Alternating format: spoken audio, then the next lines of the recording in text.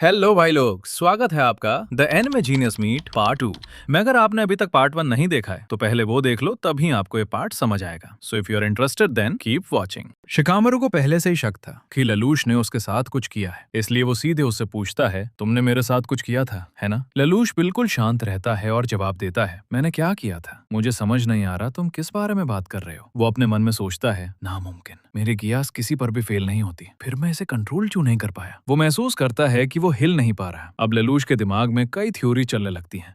सबसे पहले वो सोचता है, क्या इसके पास भी गियास जैसी कोई शक्ति है? फिर उसकी नजर शिकामरू की शैडो टेक्निक पर जाती है। उसे याद आता है कि शिकामरू ने खुद को नारा क्लैन का बताया था, जो शैडो टेक्निक्स इस्तेमाल करते हैं। ललूश तुरंत निष्कर्ष निकालता है, शायद इसकी शैडो टेक्निक ही मेरी गियास को रोक रही है। शिकामरू उसे बार बार सवाल पूछता है, मगर ललूश हर बार यही कहता है, मुझे नहीं पता तुम क्या कह रहे हो। शिकामरू कहता है, झूठ बोलने की कोशिश भी मत करो। हमारी बातचीत के बीच में क्या तुमने मुझ पर कोई गेंजुत्सु यूज किया था? ललूश हैरान रह जाता है, गेंजुत्सु? ये क्या होता है? शिकामरू साफ शब्दों में ललूश को चेतावनी देता है, मुझसे दोबारा झूठ बोला तो मैं तुम्हें मार डालूंगा। ललूश अपने मन में सोचता है, वो बस डरा धमका रहा है, ऐसा हो ही नहीं सकता कि वो सच में ऐसा करे। भले ही उसे मुझ पर बहुत शक हो, लेकिन इस अनजान जगह पर उसके साथ मैं ही तो अकेला दूसरा इंसान हूँ। फिर ललूश शिकामरू से कहता है, मैं समझ गया, आखिर तुम्हें कैसे पता चला कि वे मेरी आंखें थी? शिकामरू सोचता है, आंखें? क्या वो कुछ एडमिट करने की कोशिश कर रहा है? ललूश कहता है, अच्छा, तो तुमने जानबूझकर मुझसे मुंह फेरा था, है ना? जो भी तुमने कहा वो बस मेरा ध्यान भटकाने के लिए था। तुम मेरे पास से गुजरे और खुद को इस तरह खड़ा किया कि हमारी नजरें ना मिल सकें। शिकामरू सोचता है, तो उसने इतनी आसानी से हार मान ली? तुमने मुझ पर जेंजुत्सु का इस्तेमाल किया, तुम्हें पता नहीं कि जेंजुत्सु क्या होता है? ललूश कहता है कि उसे जेंजुत्सु शब्द का मतलब नहीं पता, लेकिन वो अपने मन में सोचता है, शायद शिकामरू की दुनिया में गियास जैसी शक्ति को गेंजुत्सु कहते होंगे, या फिर कोई दूसरी आंखों से जुड़ी मानसिक शक्ति होगी। अब शिकामरू उलझ जाता है। वो सोचता है, इसे शारिंगन नहीं पता, गेंजुत्सु भी नहीं पता, फिर ये आखिर किस जगह से आया है? लेकिन वो इतना जरूर मान लेता है कि इस आदमी के पास कोई बेहद शक्तिशाली आंखों से जुड़ी मानसिक शक्ति है। दूसरी तरफ ललूश भी शिकामरू का विश्लेषण कर रहा होता है। वो सोचता है, ये मेरी माइंड कंट्रोल को महसूस कर सकता है, मेरी हर छोटी हरकत ऑब्जर्व कर लेता है, मेरी चालों का तुरंत एनालिसिस कर देता है, शायद ये मुझे रोक भी सकता है। इसलिए ललूश के मन में केवल एक सवाल रह जाता है, आखिर मैं किस तरह के इंसान का सामना कर रहा हूँ? ललूश मन ही मन सोचता है, अभी ये मायने नहीं रखता कि वो कौन है, पहले मुझे इस स्थिति से निकलना होगा। और कहता है, तुम सच में मुझे मारने वाले नहीं थे,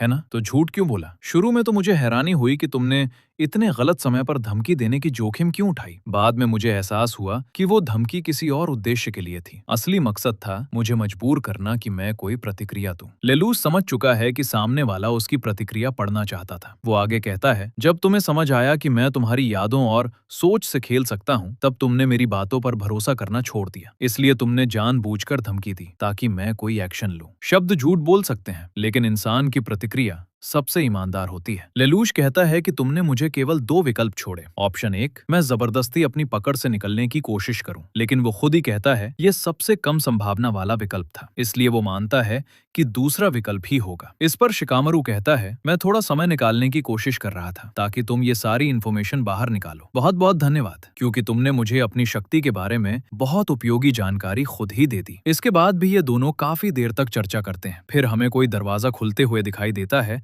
और ये दोनों सतर्क हो जाते हैं। तभी शिकामरू ललूश की पकड़ छोड़ देता है और कहता है, मुझे अभी भी तुम पर भरोसा नहीं है। फिर हमें वापस प्रेजेंट का सीन दिखाई देता है, जहाँ सारे लोग एजेन को बता रहे होते हैं कि किस तरह सब कुछ शुरू हुआ था। इस पर एजेन कहता है, कितनी दिलचस्प कहानी है। इस पर यूइची कहता है, क्या तुम्हें एहसास है कि तुमने अभी क्या स्वीकार किया है? तुमने यहाँ मौजूद हर व्यक्ति को मानसिक रूप से नियंत्रित किया था। अब हम तुम पर भरोसा कैसे करें? अयानो कोजी मन में सोचता है, मुझे कुछ भी महसूस नहीं हो रहा है। क्या उसने सच में मेरे साथ कुछ किया था? मेरा दिमाग कितना कमजोर है। मुझे लगता है कि कोई भी मेरे दिमाग का आसानी से फायदा उठा सकता है। इस पर ललूश कहता है, मैं अपनी शक्ति किसी व्यक्ति पर केवल एक बार इस्तेमाल कर सकता हूँ, इसलिए चिंता की कोई जरूरत नहीं। जब सभी उस पर शक कर रहे होते हैं, तभी लाइट आगे आता है और कहता है, हमें अभी इसी बात पर ध्यान नहीं देना चाहिए। उसने जो किया उसके पीछे कारण थे और वे कारण उचित थे। हमें असली मुद्दे पर ध्यान देना चाहिए। हम सब यहाँ कैसे पहुंचे? यानी मानसिक नियंत्रण से भी बड़ी समस्या ये है कि अलग अलग दुनियाओं के लोग अचानक एक ही जगह क्यों इकट्ठा है। ये कहते हुए लाइट एजेन के बारे में सोचने लगता है, क्योंकि थोड़ी देर पहले एजेन ने कहा था,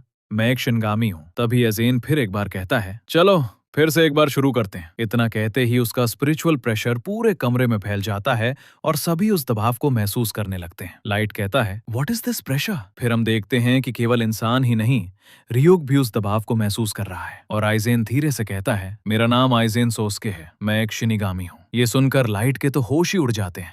लाइट के मन में सवाल उठते हैं, क्या ये सच में शिनिगामी है? हमने तो कोई डेथ नोट नहीं छुआ, फिर ये हमें कैसे दिख रहा है? तभी आइजेन की स्पिरिचुअल प्रेशर से वहां बैठे दो लोगों की कुर्सियां टूट जाती हैं और आइजेन रुक जाता है। फिर लाइट कहता है, फाइनली ये रुक गया। लाइट सोचता है, एक शिनिगामी, क्या यही उस प्रेशर का कारण है? लाइट हैरान है क्योंकि सामने वाला आदमी रियूक को देख सकता है। सामान्य इंसान रियूक को नहीं देख सकता जब तक उसने डेथ नोट को छुआ ना हो। इसलिए लाइट सोचता है, क्या ये सच में शिनगामी हो सकता है? रियूक पहली बार गंभीर और डरा हुआ दिखाई देता है। लाइट सोचता है, मैंने रियूक को कभी ऐसा नहीं देखा। अगर रियूक इतना घबराया हुआ है तो शायद ये आदमी सच में शिनिगामी है। रियूक के चेहरे का भाव देखकर लाइट को अपना जवाब मिल जाता है। अब उसे यकीन होने लगता है कि सामने वाला झूठ नहीं बोल रहा। तभी रियूक कहता है, हे लाइट, मुझे शिनिगामी रेल्म वापस जाना होगा। लाइट कहता है, नो। लाइट सोचता है कि शायद उस रहस्यमयी शिनिगामी की मौजूदगी से रियूक भी इतना ज्यादा डर गया है। फिर लाइट को डेथ नोट का नियम याद आता है कि अगर किसी शिनिगामी का डेथ नोट यूजर अभी भी जीवित है तो वो आसानी से शिनिगामी रेल्म वापस नहीं जा सकता। क्या ये मेरे लिए कर रहा है? और रियूक मुड़ते हुए कहता है, मुझे पता है तुम क्या सोच रहे हो, लेकिन मैं एक अपवाद करूंगा। पर इस बार सिचुएशन अलग है। और जाने से पहले एक बार आइजेन को देखता है और लेटर कहते हुए वहां से चला जाता है। शिकामारू कहता है, तुम सही हो, हमें अभी अपनी मौजूदा स्थिति पर ध्यान देना चाहिए। हमें किसी कारण से यहाँ बुलाया गया है। तभी सेनकू जोर जोर से हंसते हुए कहता है,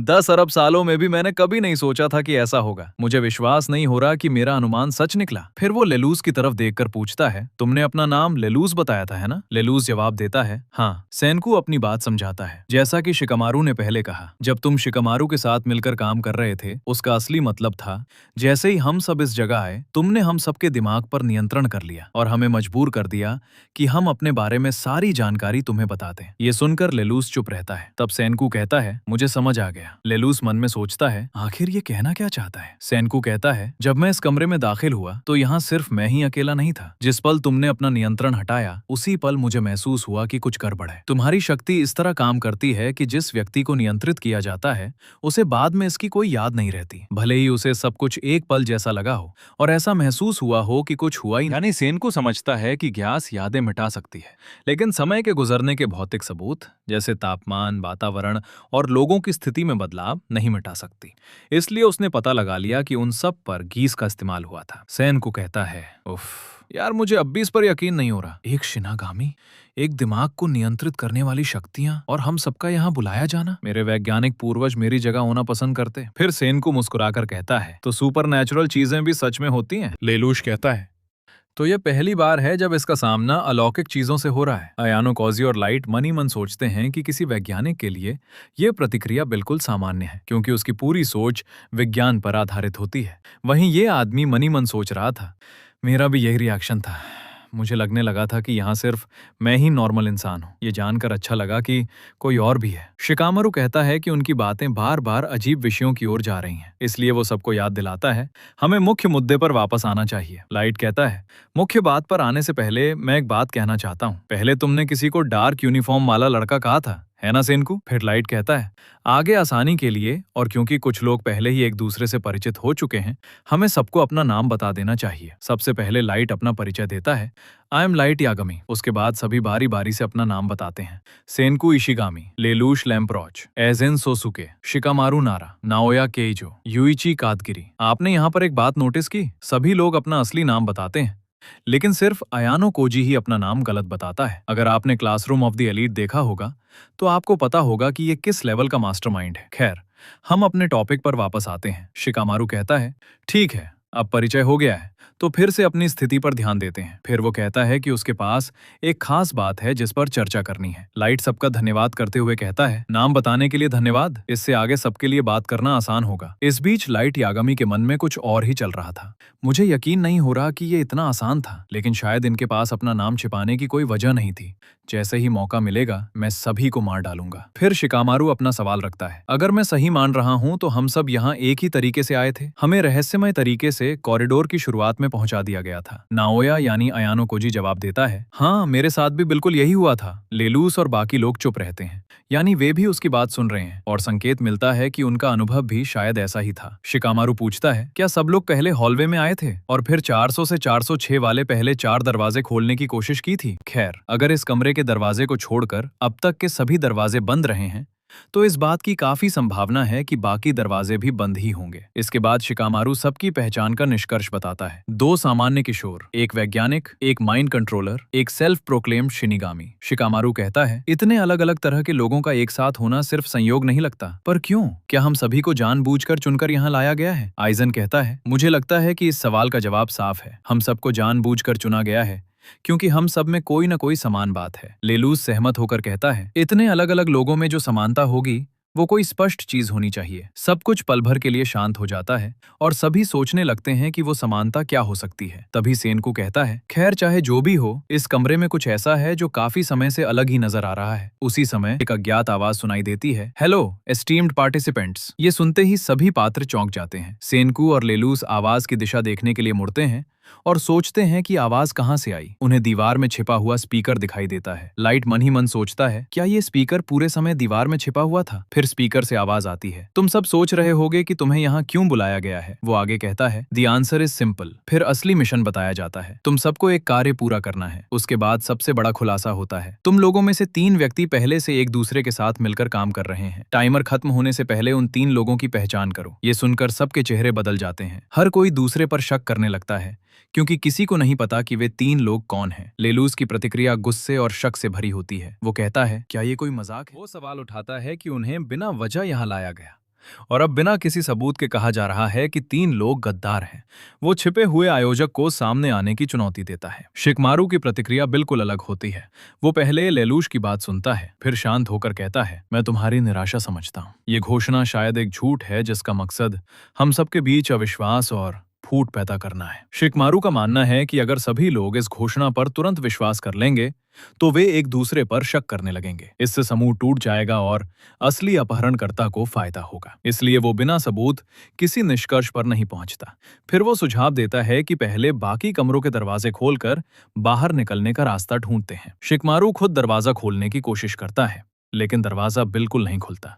वो समझ जाता है कि अब वे कमरे के अंदर बंद हो चुके हैं। लाइट यागामी तुरंत निरीक्षण शुरू करता है। वो सोचता है, जब मैं यहाँ आया था तब मैंने देखा था कि इन दरवाजों में कोई ताला या कीहोल नहीं था। अगर रिमोट लॉक भी होता तो मैं दरवाजे के पास ही खड़ा था।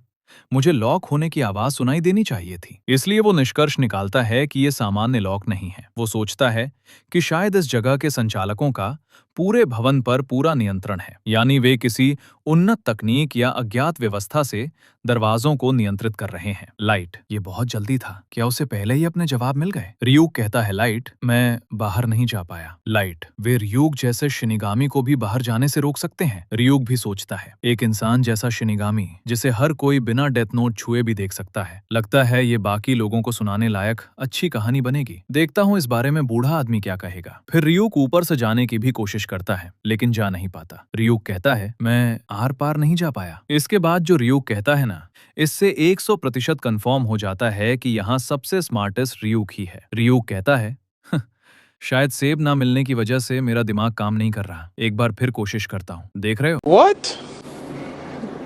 Bro, what are you talking about, man? भाई खैर, फिर से वो अपना सर दीवार में दे मारता है